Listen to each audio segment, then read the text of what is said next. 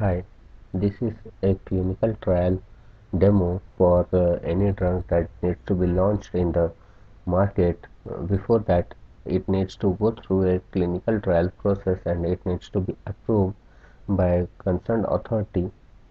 So it's a simple demo application that we have created, wherein there are different stakeholders like company, investigator, volunteer, and a drug that is used for uh, clinical trial. We are using Hyperledger Playground online testing platform to test our code. You can see there are different participants like company, investigator, and different volunteers or patients we can say who are ready for the clinical trial. There is a drug for which the testing needs to be done, and there are three phases that a drug needs to pass through in our demo so that it is finally approved for launch in the market.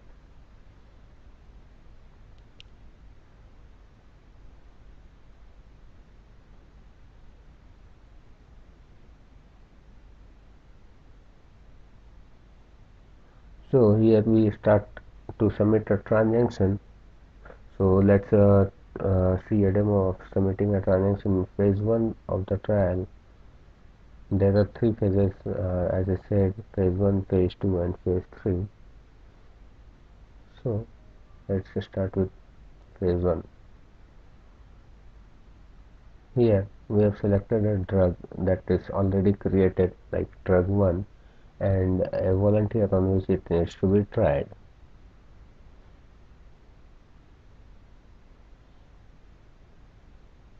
And when we submit the transaction, a block in the blockchain is created and the transaction is stored in the blockchain. Here all the data stored is always remaining in the system and no one can delete it, so it always leaves a trail of whatever uh, process a drug has went through, and no one can change that, and that gives us the authenticity of the data.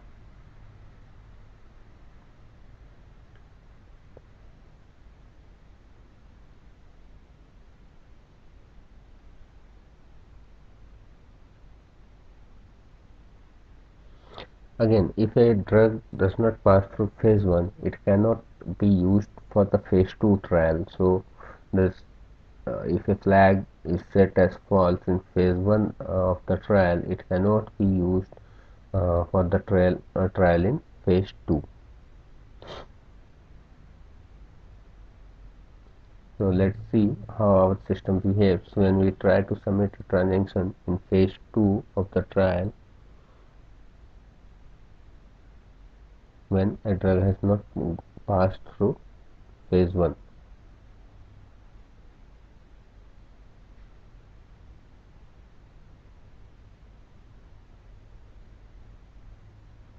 So it has failed with a message that phase 1 of the clinical trial is unsuccessful. So unless it passes through phase 1 and it has been updated by investigator, it cannot be uh, used for phase 2 trial. So let's do few changes and let's make it successful in phase 1 so that we can see how it behaves in phase 2 of our clinical trial.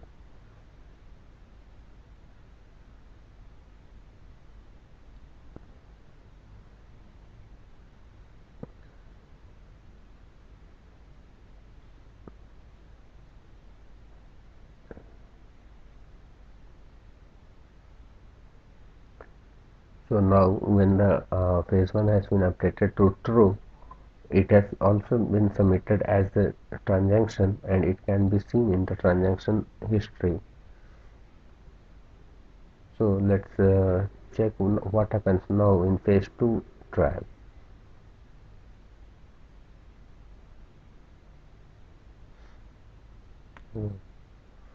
Drug 1 and the volunteer is, let's say here, B 2. Now, the submission of the transaction is successful and a transaction ID has been generated. So that's how blockchain works. It keeps trail of all the data that has been generated, and uh, all the transactions can be visible anytime.